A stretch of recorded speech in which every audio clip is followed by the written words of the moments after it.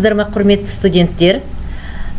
Мен Шорина Ләйла Сексенбек қызы, физика пәнінің мұғалімі.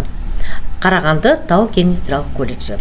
Сабақтың тақырыбы күштерді қосу, Ньютон заңдары. Бүгінгі сабақтың мақсаты Ньютон заңдарын түсіну және қортқы күшті анықтау. Сабақтың мақсаты барлық оқушылар Ньютон заңы бойынша денелердің қозғалысына есептер шығару алгоритмін құрады. Көптеген оқушылар түзу сызықты қозғалыс үшін алгоритм құрылады.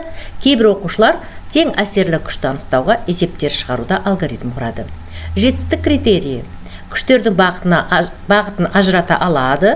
Бірнеше күштер әрекет ететін денелердің қозғалысына алгоритм құрады. Алгоритм бойынша Ньютон заңдарына есептер шығарады. Құрметті студенттер, сіздер дәптерлеріңізді ашып қойыңыздар, бүгінгі күнді жазыңыздар және мен айтқан өрнектерді тақтадан жазып отырыңыздар. Дененің массасы дегеніміз не? Ол денелердің өзара әрекеттесу кезіндегі жылдамдықтарының өзгеру дәрежесін анықтайтын физикалық шама. Өрнегін дәптерге жазып қойыңыздар. Дененің массасы М әрпімен белгіленеді. Оның бірліктері килограмм, грамм, центнер, тонна. Күш дене жылдамдығының өзгеруінің себебі болатын физикалық шама. Күш Ньютонмен өлшенеді. Көбінесе есептер шығарғанда біз Ньютонды килоньютонға айналдырамыз, немесе килоньютонды Ньютонға айналдырамыз. 1 килоньютонымызда 1000 Ньютон бар.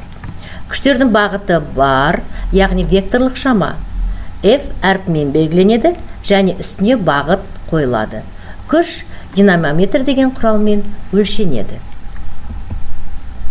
Дененің басқа денелермен әрекеттесуі оның жылдамдығының өзгеруіне әкеледі.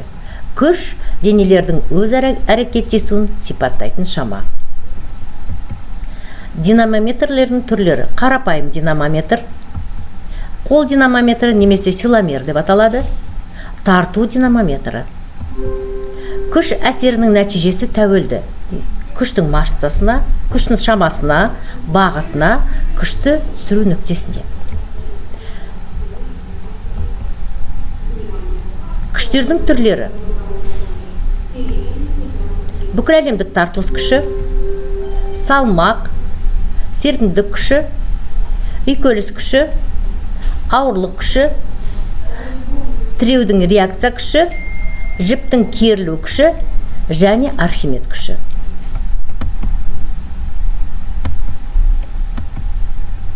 Бүкіл әлемдік тартылыс заңына тоқтайық. Ньютонның тартылыс заңы кез келген материялық бөлшектер арасындағы тартылыс күшінің шамасын анықтайтын заң. Осы заң бойынша екі дененің бір-біріне тартылатын күші осы денелердің массаларының көбейтіндісіне тура пропорционал болады, ал олардың арақашықтығының квадратына кері пропорционал болады. Өрнекті жазып қойыңыздар. Табиғаттағы көптеген құбылыстар бүкіл әлемдік тартылыс заңымен түсіндіріледі. Осы барлық жазылған түсіндіктемелерді дәптерлеріңізге жазып алыңыздар. Ауырлық күші: денелердің жерге тартылу күшін ауырлық күш деп атаймыз. Ауырлық күші F әрпімен белгіленеді және мынау өрнекпен өрнектеледі. Тұрақты G шамасының жуықтап алғандағы шамасы 9,8 Ньютон бөлінген килограммға тең. Күштерді қосу: тең әсерлі күш. Денеге әсер етуші бірнеше күштердің қортқы күші тең әсерлі күш деп аталады. Бір бағыттағы күштерді қосамыз. Қарама-қарсы бағыттағы күштерді қосамыз. Күштерді қосу векторлардың қосу ережелерімен анықталады. Егер екі күш бір бағытта әсер етсе, оларды қосамыз. Қарама-қарсы бағытта әсер етсе, оларды азайтамыз. Екі күш арасындағы бұрыш 90 градус болса, Пифагор теоремасын қолданамыз. Ал басқа да кез келген бұрыштар үшін мына өрнекті жазып алыңыздар. Тақырыпты қайталауға арналған есептер. Мінекей сіздер екі топқа бөлдіңіздер, алдарыңыздағы екі есепті топпен шығарыңыздар. Қазір біз енді Ньютонның заңдарын оқимыз. Ньютонның бірінші заңы классикалық механика Ньютонның 3 заңдарына негізделген.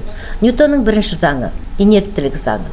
Қозғалыстағы дене өзінің бір қалыпты түзу сызықты қозғалысын немесе бастапқы тыныштықтағы күйін басқа дене әсер еткенше сақтайды. Ньютонның екінші заңы: F күшінің әсерінен дененің алған үдеуі Осы күшке тура пропорционал және дененің м массасына кері пропорционал. Өрнекті жазып алыңыздар. Ньютонның үшінші заңы. Үшінші заңы бойынша денелердің әсерлесу күштері шама жағынан тең, ал бағыты жағынан қарама-қарсы бағытталған. Тақырыпты пысықтауға арналған есептер. Осы есептерді шығару арқылы екі топты мен бағалаймын. Балалар, қазір біздің сабағымызда бекітуіміз мен саған, сен маған ойынымен аяқталады.